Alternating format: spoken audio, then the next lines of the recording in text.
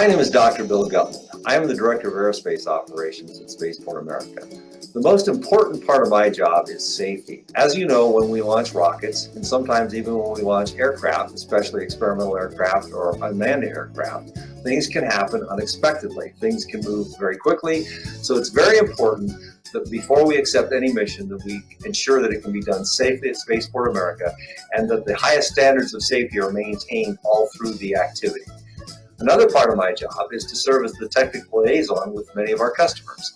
Our customers bring complex programs to the spaceport. They have specific requirements, and so part of my job is to ensure that those requirements are met.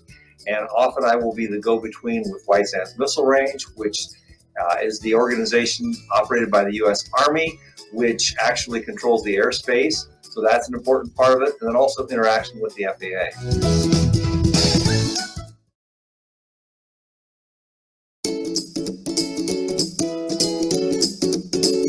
Hello, my name is Chaz Miller. I'm a spaceport engineer at Spaceport America. I'm standing in the vertical launch area. One of my jobs in the business development area is to talk to customers who are planning to come here and launch rockets.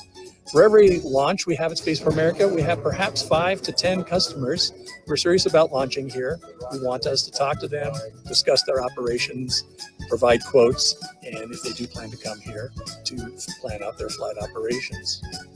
Another one of my jobs here at Spaceport America is to plan infrastructure improvements at the vertical launch area to be able to provide increased capability for operations here at the spaceport.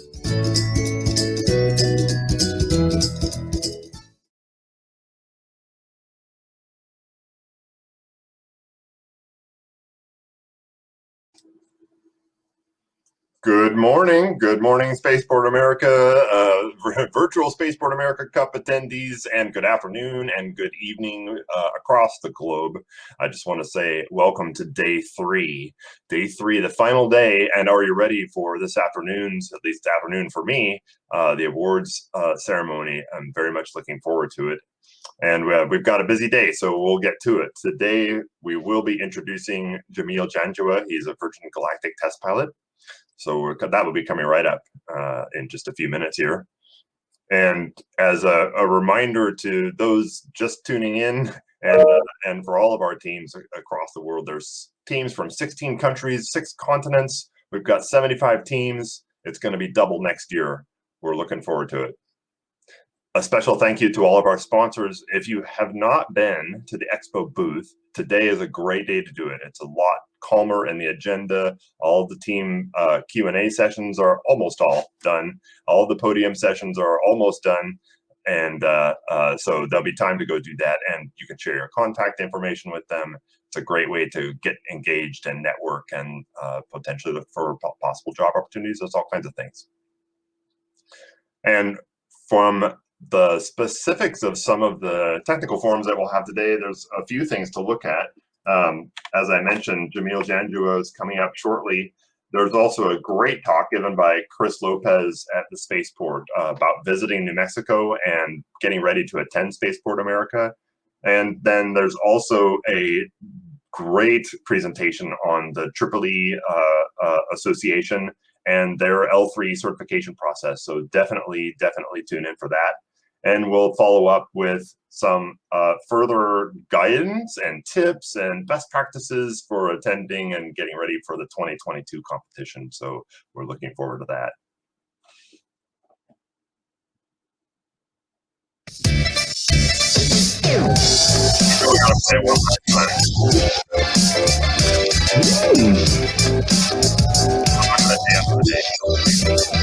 Wow. Oh,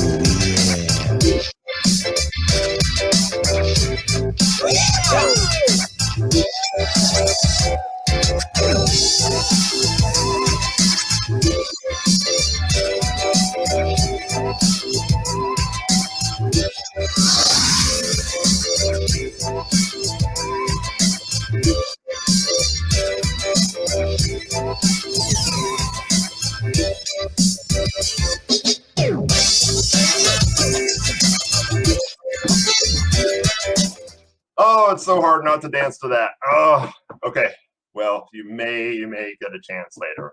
All right, thank you very much. So with that, I'll actually hand it over to Jameel Janjua, and I'm really looking forward to his presentation. Again, he's a test pilot with Virgin Galactic. So take it away, Jameel.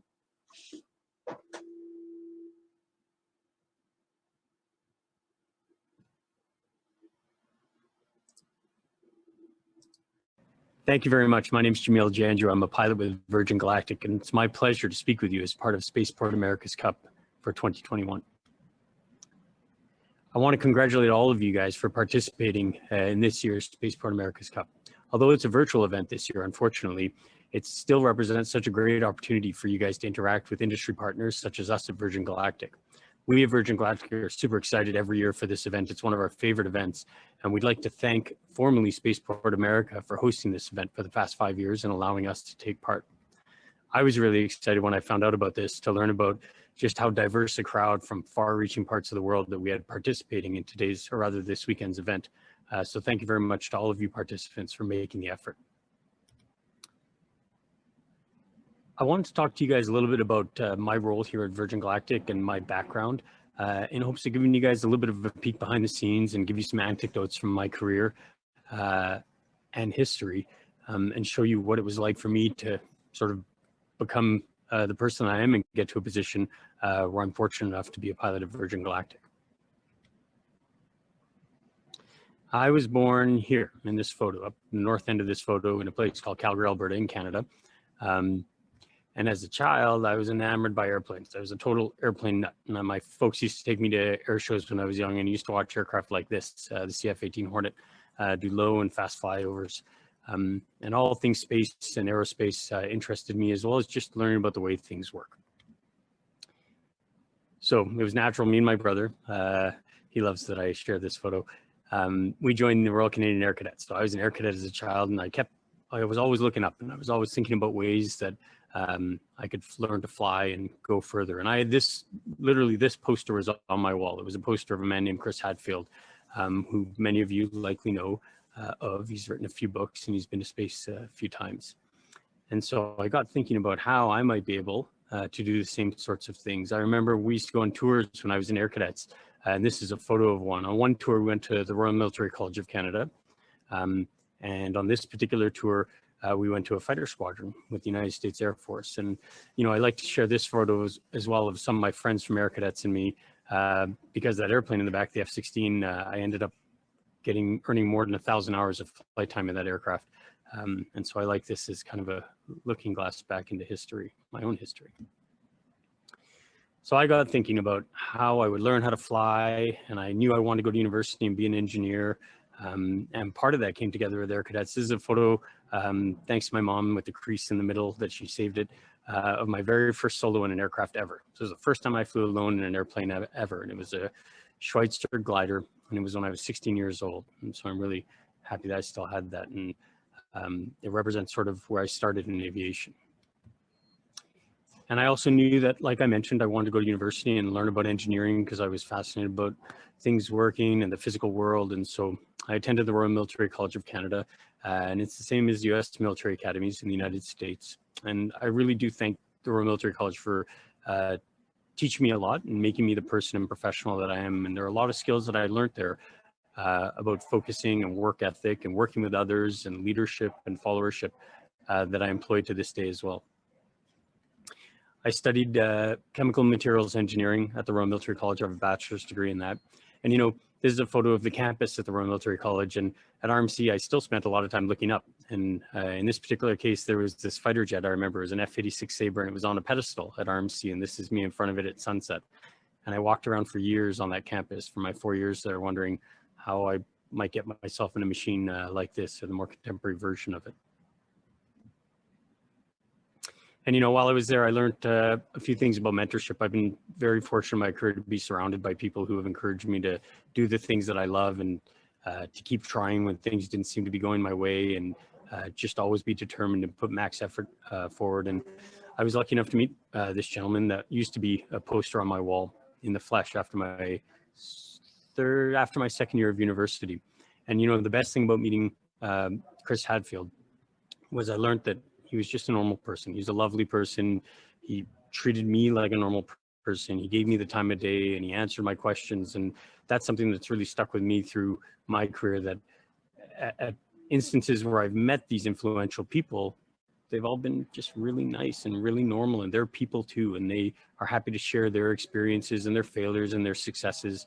Although often in public we only see their successes, it's great to learn that they're like you and I. And so that was a really interesting and pivotal time for me. And so I continued with the rest of my time at RMC, and I graduated, and here's the compulsory graduation photo. And I was faced with an opportunity and a decision, and there's been many of these in my life. And again, I'll speak with you about these further today. And I could go to flight training with the rest of my class, or I earned a scholarship from the Natural Science and Engineering Research Council to do my master's degree in aeronautics and astronautics at MIT. And as it happened, I chose door number 2, although it wasn't an easy decision. And I'll revisit that in a little bit here. But I went to MIT for 2 years, and it was such a fascinating experience. I mean, I did have to contend with everybody else in my class was going to pilot training, and I was studying more. But the 2 years I spent there were just such an awesome opportunity to be surrounded by people who were fascinated by science and engineering, who were at the top of their game, who were fantastically intelligent in many cases. And it was just such an enriching experience to be surrounded and frankly pulled up by those people that were around me and that had new and different and diverse backgrounds. And here's a photo of me doing my research project at MIT. And like many of you guys, I was a propulsion buff. So I worked at the gas turbine lab at MIT for my 2 years there. And I did experimental research. And this is me troubleshooting our turbine stage on our film-cooled section of a power generating turbine. And so perhaps it's really appropriate that I'm speaking with you guys who have all just participated in a rocketry competition. And after I finished MIT, then here's a photo of my graduation. I love sharing this photo as well because I remember it was raining that day, and the fellow over my right shoulder, he doesn't look super excited that I graduated, but I was super excited that I graduated. And I was finally done with my 6 years university, and I carried on with my pilot training back in Canada. And so here are a couple of photos of me when I was at pilot training, and I loved this part of my life as well. It was such an awesome opportunity to focus on something that I loved, that I thought I'd always wanted to do, and to find out that it was as good as I thought it would be was just the cherry on top of it all.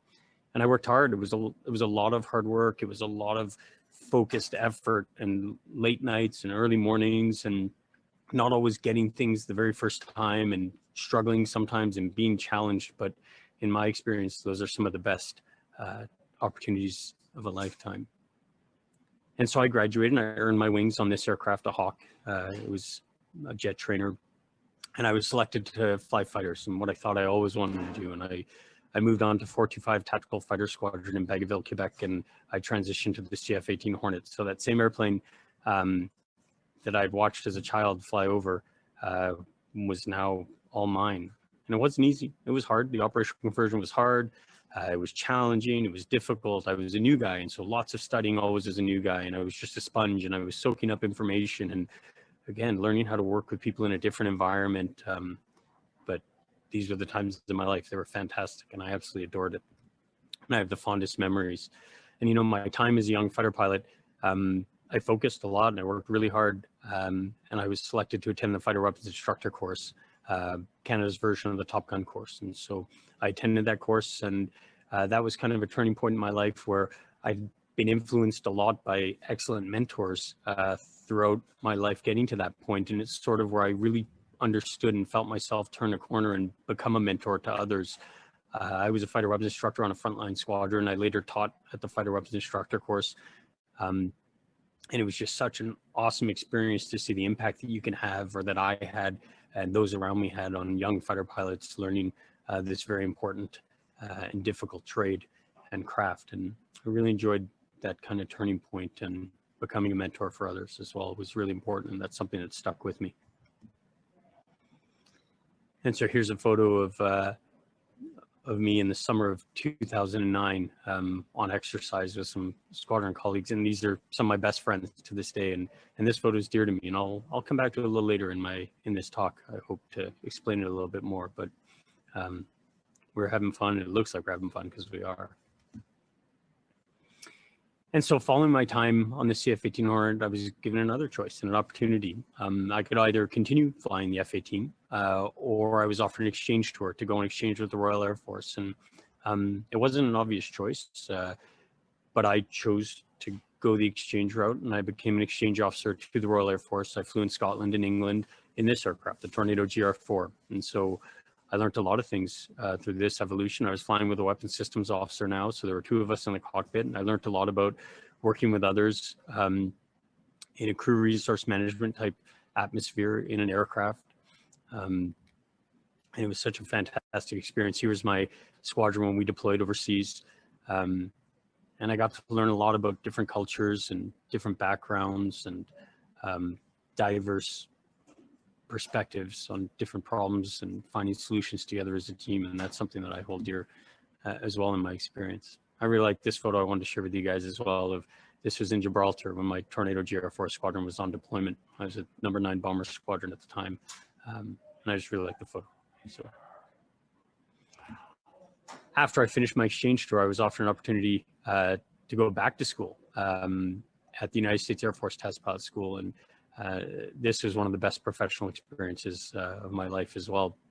You know, it was great because it really offered me the opportunity to put into practice a lot of the academics that I'd focused on earlier in my career and tie them together with my other love, which was flying.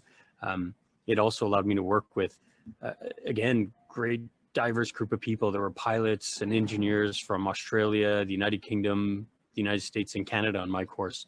And it was fantastic to work with people who had purely academic backgrounds, who had some test experience, who are fighter pilots like me, who are transport pilots, tanker pilots from different services. And that really is something that opened my eyes a lot. I had to give you some obligatory test pilot school photos of me with a different aircraft because I like airplanes, and so you guys are going to like airplanes for this talk as well, whether you do or not, although I got a hunch that you guys are okay with this. So this is a MiG-15 I got to fly once on a qualitative evaluation at test pilot school. I flew this, the Extra 300. I had one flight in it up until very recently, and more to follow on that, but I hadn't flown really any tail draggers in my life, and so I got to fly a few at test pilot school. I went overseas to South America, to Brazil, to fly the A-29 Super Tucano, which was a lot of fun. And while I was in Brazil, we also flew this business jet, a Phenom 300. I had no experience in business jets, and so just that experiencing the new, experiencing different was so enriching. And working with air forces from different countries was also so enriching. And I encourage you guys to always embrace those types of opportunities because they just provide fantastic memories, and they'll open your eyes a little bit, or a lot. We flew helicopters too. I flew this helicopter. That was challenging and humbling. And so it's always good to have humbling experiences as well. And I hope you guys will understand that and agree with that as you progress through your professional lives. We flew big airplanes like KC-135. That was actually really difficult. And we flew fighters, and God, eat your heart out, right? Like it was just like a kid in a candy store. And this was an F-15 Strike Eagle I got to fly for the first time at test pilot school. And thankfully, I got to revisit that aircraft later in my career. This is an F-18 Super Hornet that I flew out in Patuxent River, Maryland. And so I was thoroughly enjoying this academic evolution in my life, although it was not easy. It was a lot of work over that year. And I remember our first son was born at the end of that year, 2/3 or 3/4 of the way through test pilot school. And in the end, I graduated with my class. And I was really proud. It was such an awesome honor to have that opportunity to have attended. And my follow-on assignment from test pilot school was to remain at Edwards Air Force Base and join the 416th Flight Test Squadron. And what I transitioned to was the F-16. So I became an F-16 test pilot and instructor pilot for the United States Air Force. And this is a photo of me testing a one-of-a-kind cruise missile in the F-16. And this was just, such an amazing season in my life. I mean, I was just, I was in heaven. I was flying test. I was working with people from the United States Air Force and partner nations, and we were doing really important work. We were, one of the most interesting programs that I got a chance to work on was the automatic ground collision avoidance system on the F-16. And me and my colleagues And it took a massive team of us. We're putting the finishing touches and doing regression testing on a program that had spent 20 years that NASA and the Air Force Research Lab had worked on together with the United States Air Force. And we were testing aircraft that would sense when the pilot was not going to recover in time before impacting the ground, and at the last possible second would recover the aircraft. And so this system has saved about a dozen pilots' lives in the United States Air Force. It's being fielded at partner nations and in different aircraft as well. And so, you know, that sense of working on something that's larger than any one individual or larger than you yourself could ever have imagined. I mean, that really struck me when I was at the 416th, and my work on automatic collision avoidance systems really is a highlight of my test career, and just being able to even be a small part of what were decades of development that actually come to fruition and save people's lives is just such an opportunity that I cherish as well. You know, while I was at the 416th, opportunity knocked as well. They needed somebody to fly the F-15 Strike Eagle, or the new variant of it. And so I was lucky enough to be tapped to be dual qualified in the F-15 SA that's pictured, and it was the most advanced Eagle in the world. We helped put a digital flight control system on the F-15, and this is a picture of me and a Wizzo friend named Houdini, and we were flying through a place called Star Wars Canyon, which is just north of Naval Air Station China Lake, and a photographer caught us at low altitude. And it just brings back such amazing memories because I remember my first flight in the F-15 at test pilot school, and it was such a fantastic opportunity. And I was a little sad that I only got the one opportunity, and lo and behold, I became a test pilot, instructor pilot on the F-15. And there were days where I was fortunate enough to fly the F-16 in the morning and then the F-15 in the afternoon, or vice versa. And I've got some great logbook entries and memories of testing that equipment. You know, when I retired from the Air Force out of Edwards Air Force Base, this was a few years ago, I had some photographer friends that I'd flown with in the F-16, and they were kind enough to take photos of me and my family. And I like to share them here as well, because my family's something that is the most important aspect of my life. And it reminds me when I speak with young people to highlight those people that enable us in the best possible way to do what we do and to be at our best. And for me, these two little guys and these people represent that for me. So I like sharing it, and they're some of my photos. And again, I'm driving the slideshow, so you guys get to enjoy the best of my album. But it does remind me to remind young people like you to always remember those people that enable you, whether that be your family or your friends and your mentors, your university professors, or the people that coached your sports teams when you were young or taught you how to play musical instruments. And those people, they want the best for you, and they make you into the best that you can possibly be. This was a photo that was taken a couple of years later, and the faces change a little bit, but the names are the same. And so finally, after when I retired from the service, I had an awesome opportunity. I taught as a civilian at the United States Air Force Test Pilot School. And, you know, on that thread of being a mentor, it was such an awesome opportunity to work with some fascinating young minds, the engineers and test pilots that I got to work with, and the questions they would ask and the answers that I wouldn't always have, but that forced me to go back and stay sharp and stay on my game and be knowledgeable and approachable and work with them through problems that maybe neither of us knew the immediate answer to. Was such an awesome opportunity in my life. And I encourage you guys, whenever you will all be given the opportunity to be mentors in different aspects of your life, and embrace those and take on those challenges, even if you don't think you're ready, because I wasn't sure whether or not I was ready. But it was such an awesome 2 years of my life to be able to teach at the U.S. Air Force Test Pilot School full time. And, you know, when I taught at Test Pilot School, I became a glider pilot instructor again. And so I got to teach in gliders. And so from time to time, I would take my family on the weekends to the same glider club that we used in California in the Antelope Valley. And so here's a picture of me and my son flying.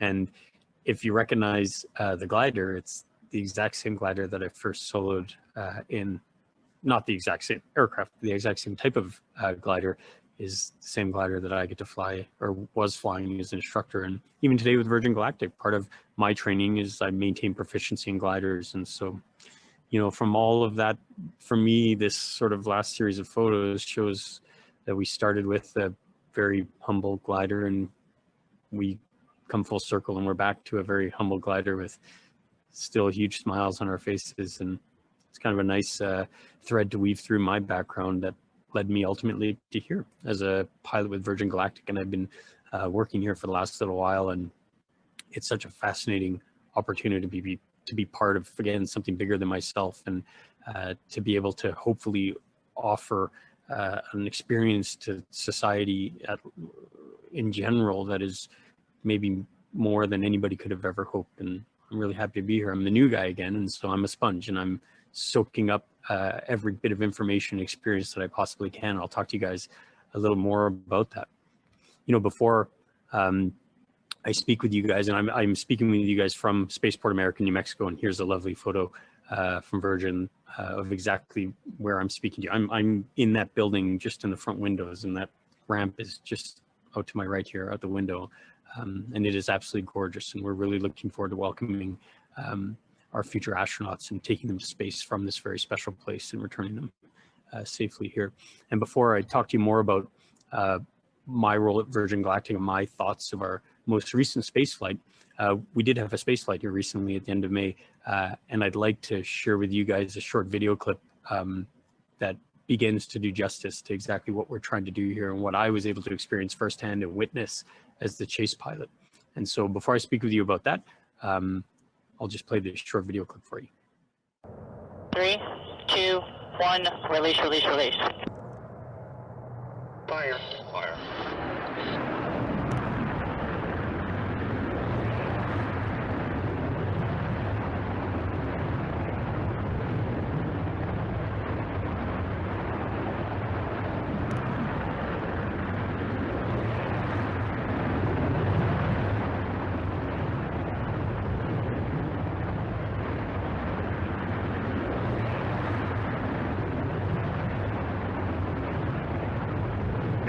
CJ Mac, we took test points Alpha and Bravo complete. You're going to space.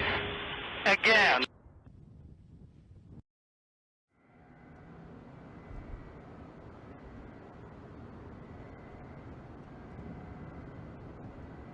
Increase in pitch. Wow, look at that view.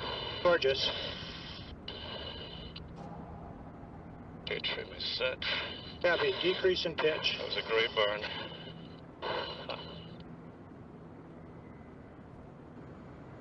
Southeast Center fully deployed. Point Charlie complete. This is so cool. Yep. There's the Sea of Cortez over there. I can see the Baja Peninsula, right? Fantastic. There's Apogee. Silence of space. Yeah. Amazing colors. Resetting entry trim. Copy.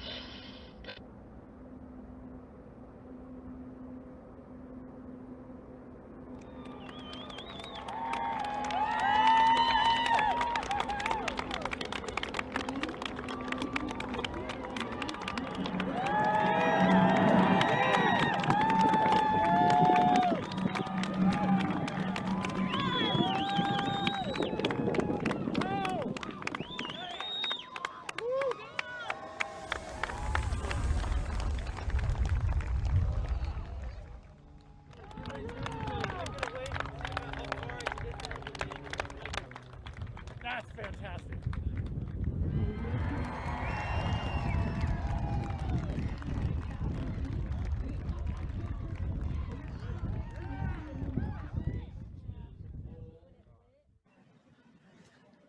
Great. I hope you guys enjoyed that video. It gives me goosebumps every time I watch it. It takes me back to that morning that we flew out here, and it was just such a phenomenal atmosphere. And so I wanted to share with you my thoughts about the most recent space flight.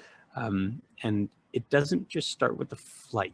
The weeks leading up to that first powered flight from New Mexico and the first powered space flight since I've been a pilot at Virgin Galactic were just phenomenal. It was just the energy around this place, and you can see it on everybody's faces and their expressions. And that's how you know that you are, that's how I know that I'm somewhere worthwhile and that I'm somewhere where I need to be here the energy that permeates through people of different backgrounds and different jobs that are all focused on the exact same mission. And so this is the pre-preparation for the vehicles to mate when we put spaceship under the mothership Eve. And there's a lovely photo I love that our creative team put together. But we flew, you'll notice on the side of Unity, we flew the New Mexico Zia symbol that is featured on the state of New Mexico flag, the Zia sun symbol. And it's a nice little touch to signify us carrying a part of this great place with us as we start working towards the finishing touches on commercial service out of New Mexico.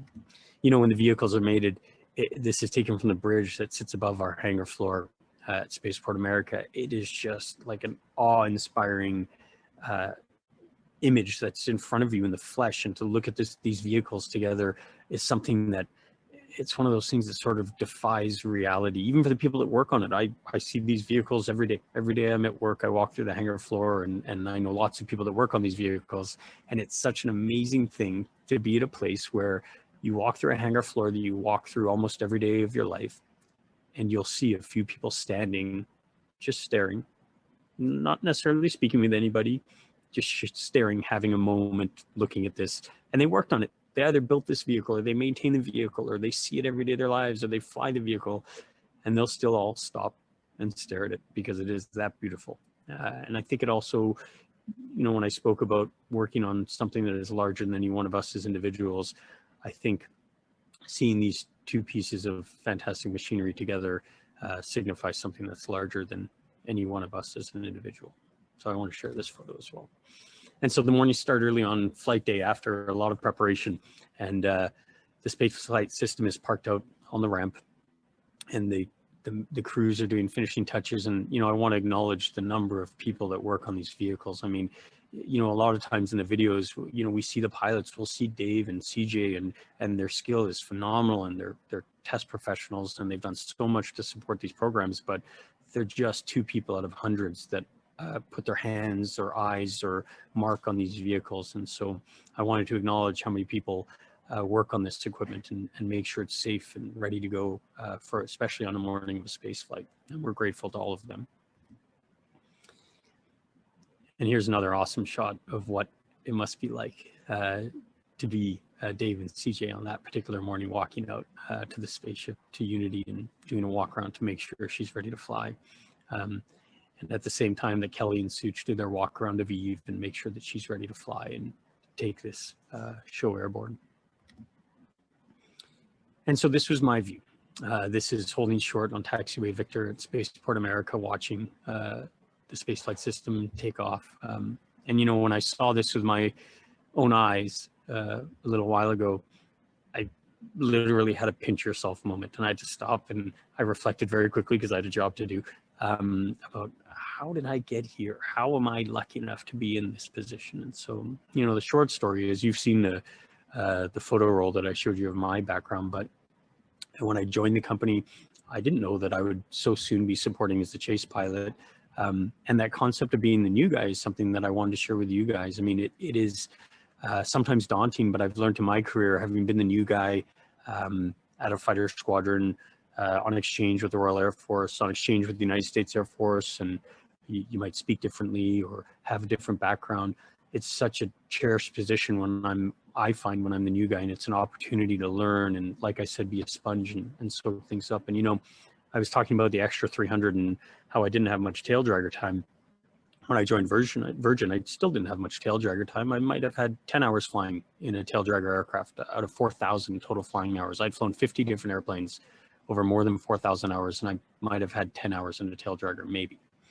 And so, challenge accepted. I was conveniently, I was aligned with a fantastic group of mentors. So the 6 pilots that we currently have, I think me and the other new pilot, Patrick Moran, we flew with each and every one of them. Dave and Such and Forger and CJ and Stick and Kelly, and they all mentored us, and I found myself again in the learning seat, which is fantastic with people like that surrounding you. And I learned how to fly the extra 300 in short order.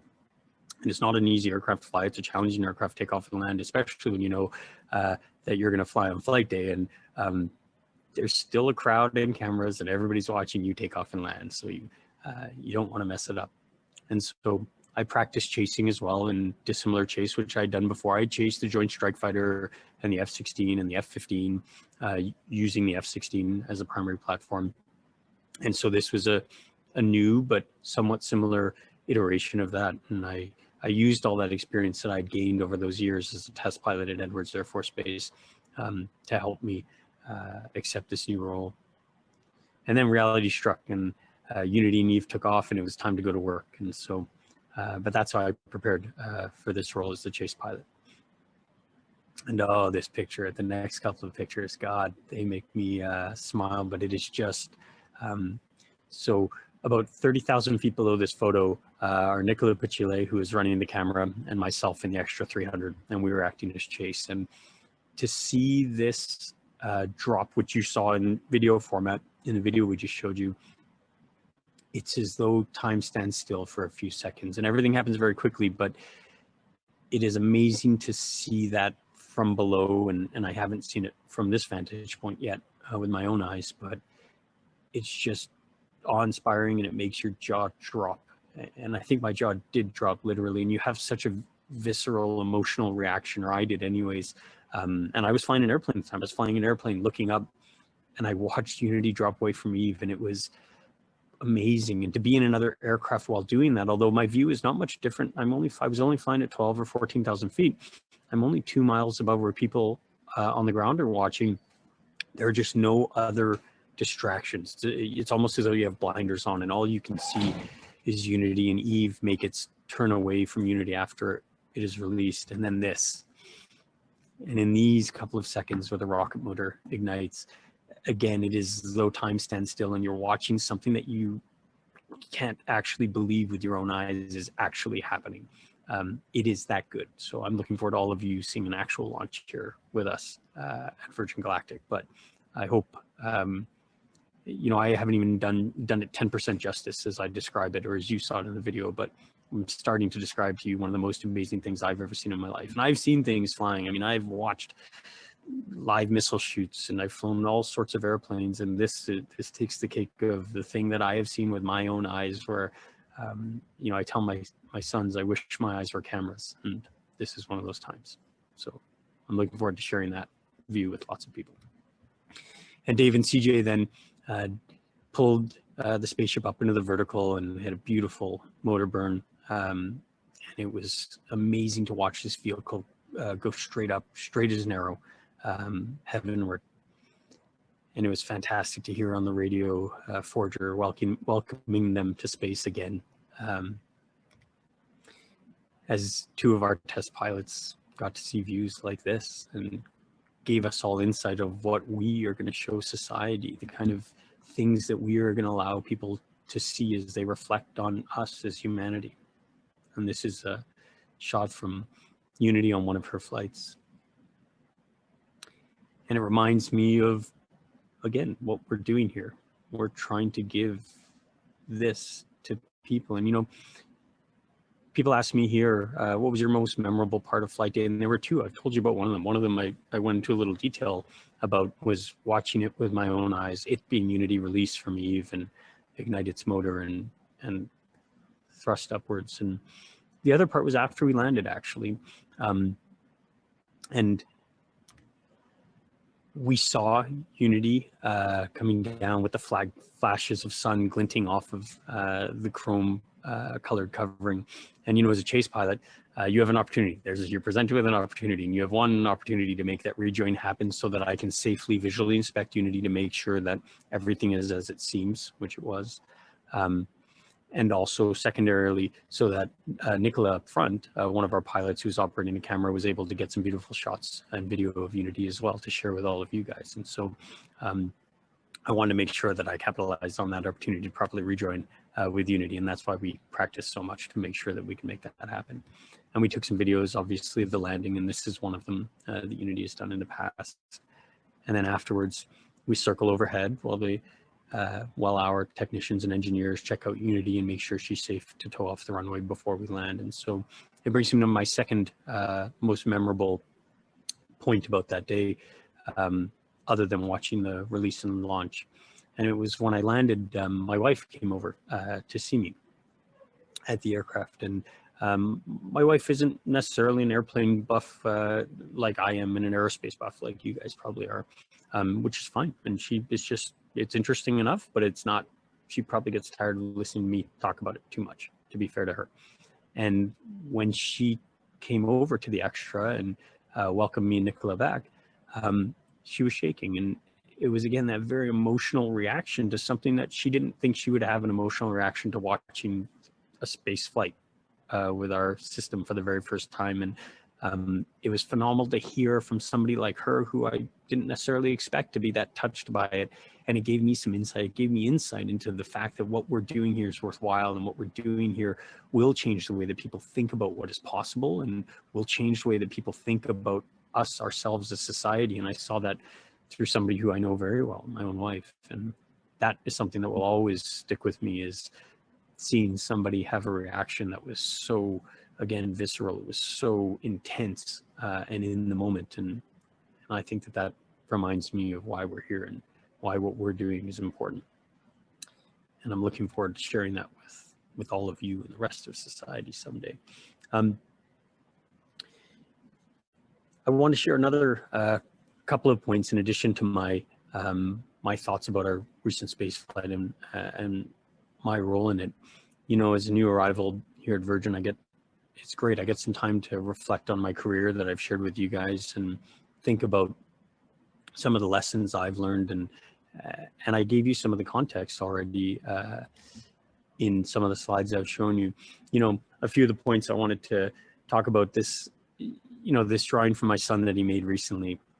Says, "I dream that one day I will be an astronaut, and I will do that by working hard." Hear, hear. And he took my breath away, and he created this on his own. And so, you know, it reminded me, that very simple concept of working hard reminded me of something that I often share with young people, and that I'd want to share with a young version of me if I could go back. And that concept of never passing up the opportunity for education, or furthering yourself, or getting a qualification, or getting more training, or having some type of new experience. And it takes me back to when I was 21 years old, and I was faced with that question of whether or not I would go to graduate school. And I didn't have to. It was an option if I wanted to. And it was hard. It was a lot more difficult than I ever thought it would be, or looking back now, than it should have been, frankly. It was one of the best opportunities of my life that has opened so many doors for me. At the same time, I wanted to fly. At the time, I had my heart set on flying, and I was this close. It was right in front of me. I could go to flight school and I could fly tomorrow.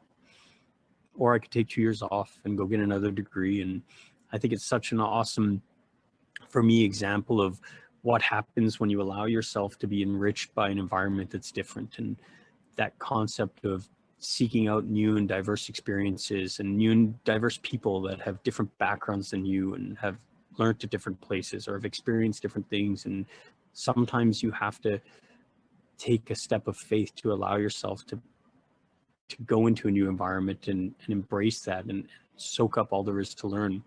And sometimes things aren't certain when you make those decisions. And so, you know, I look back, gosh, almost 20 years on, and I couldn't have made a better decision, but I'd be lying to you if I said it was an obvious decision for me. It wasn't.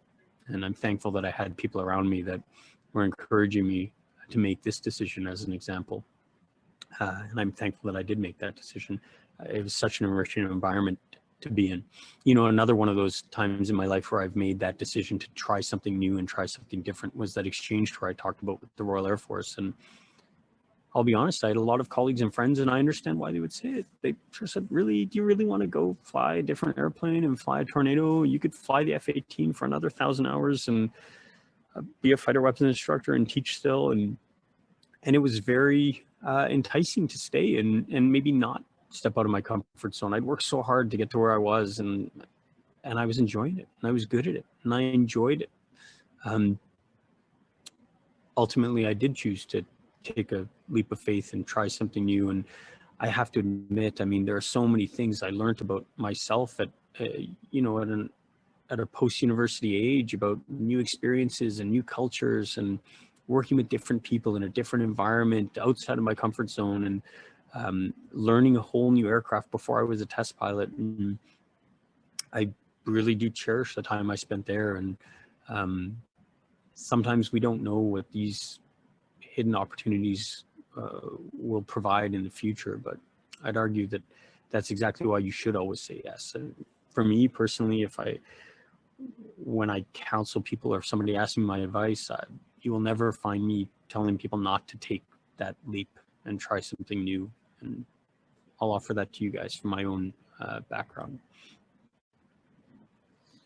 And I'd offer to in leadership in life. I mean, I think you'll find that some of the best leaders you meet are your mentors. And certainly from what I've learned about leadership, leaders, they take chances about letting themselves be a little vulnerable and letting themselves experience new things and be uncomfortable. And the only way they're going to learn how to deal with those new environments when they're working with others is to try it themselves. And so I think that for me, that provides a lesson on leadership as well, and just trying new things and encouraging others to do the same. You know, the other thing I wanted to chat with you guys about was concept of opportunity, and maybe in the context of perceived failure. And so this photo that I said I'd come back to, it was taken in spring, summer of 2009. And in 2008, 2009, the Canadian Space Agency had held an astronaut recruitment campaign, and I applied with 5,300 other people. And actually me and the person standing next to me, his name's Joshua Kutrick, and we both applied. And some of you might recognize the name. So Josh and I were in the final four candidates for 2 positions. And it was sometime around this photo was taken, actually. He and I had both been waiting for news on whether or not we'd be selected. And we'd done all the medical and all the aptitude exams, and everything was done, and all the interviews. And out of 4 people, they just had to choose the best 2 people for them. The space agency did. And the 2 people they did not choose are actually in this photo. So me and Josh Kutrick, we shared that interesting life experiences of not being selected when we thought we were so close. And I think this photo, it reminds me to talk about that perception of failure. And, you know, I look at it now, and at the time, how could I have ever considered that it was a failure being 4 out of 5,000 plus people? And after I got over that and moved on, it was encouraging to me that I'd been put in a position in my life where I was doing the things that I loved. Both he and I we were flying airplanes and learning about aerospace and going on to be test pilots. And I think that was one of the great fortunes in my life, is the fact that I had been led down a path of doing things that I was passionate about and loved. And although I perceived that in that moment as a failure, it paved the way for so much that I've done in the future. And, you know, I share this with Josh's consent. We're very good friends. I chatted with him this week, and I told him that I was going to tell this story, and he laments about it publicly as well. You know, we don't have a crystal ball, and looking into the future is something none of us can do. What the future held for these 2 young men was that Josh Kutrick was selected as a Canadian Space Agency astronaut. He now works at NASA in Houston as Capcom, and I work with Virgin Galactic, and I'm at the very beginning of my training that will ultimately lead me to flying Unity and Imagine. And so it makes me think of what else we don't know. I mean, there's lots of things that we don't know. And for me, that is summarized by when I look at our next spaceship, Imagine. Imagine to me signifies a lot of things about the future that are unknown, but in the best possible way. And I think that that's also what we're trying to do here. And again, I come back to my family, and I had the opportunity to show them Imagine at the rollout. And it was such an awesome opportunity to answer questions about a spaceship to my sons. And I had to go phone a friend sometimes, because I didn't always know the answers. But by the time it comes for me to fly it, I will know the answers. But it really did represent, I mean, what is possible. And you know, it's interesting. I like the name Imagine, but it's not bounded by our imagination. I mean, the things that are possible are not in any way bounded by what you and I can think of right now. And it made me think back to the late 1920s, and you have to think about what was going on then. Charles Lindbergh in the late 20s flew the Spirit of St. Louis across the Atlantic Ocean for the first time solo. nonstop. And I wonder if he at the time, this is not him, I'll explain this photo in a moment. I wonder if Charles Lindbergh at the time thought that in the decade that followed, that would be something that normal citizens would do. Normal citizens began flying in the late 1930s on a voyage that they used to have to take via ocean liner, and now we can take by air. And obviously that's commonplace today. You know, I wonder though if those people, Charles Lindbergh and those people that flew on those early airliners, ever thought in their wildest dreams that 30 to 40 years later, humanity would put human footprints on the moon for the first time. And that just seems like such a massive leap.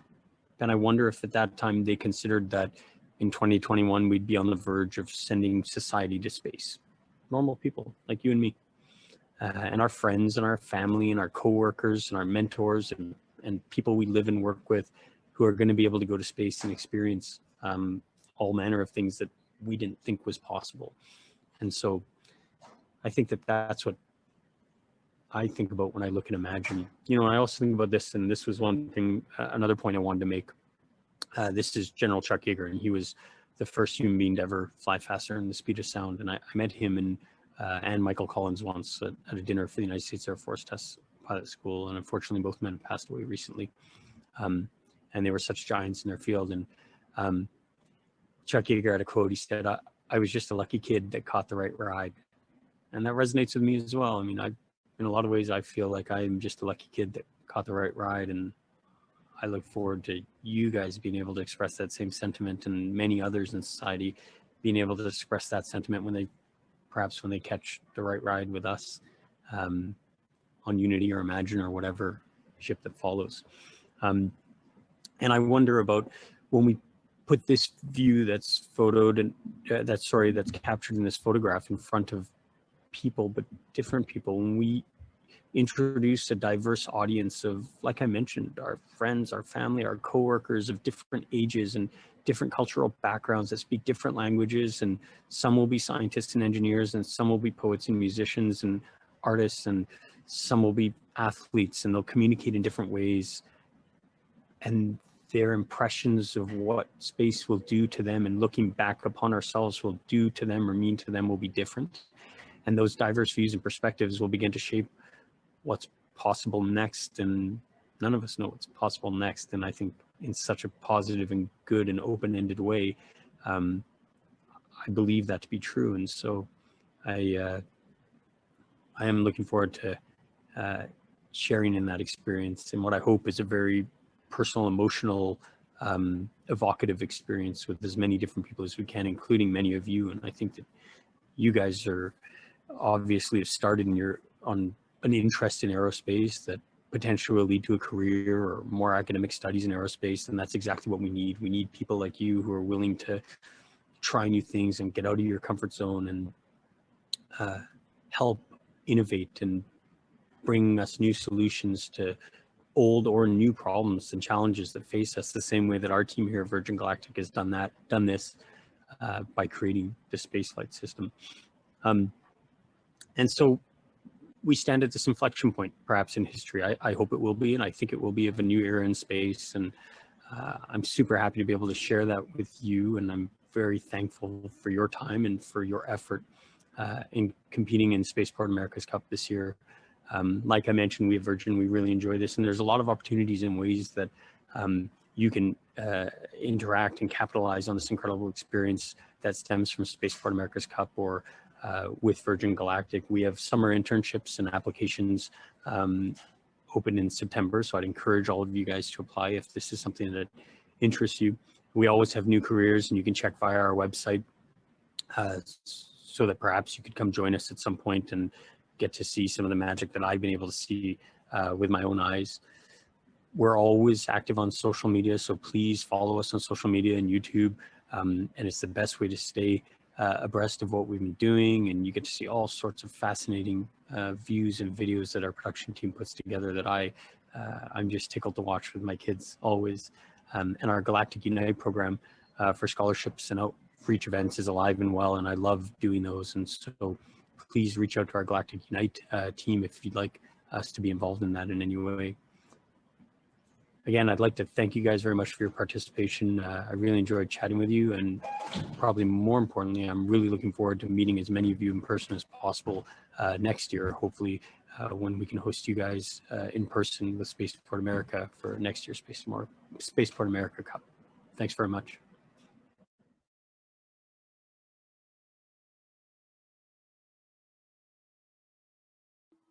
All right, thanks, Jameel. Thanks, everybody. Go have a good day 3. I think there's one podium session coming up, so team, be ready for that. And otherwise, we'll see you at the sessions going on today, and then at the final awards thing. Thanks very much.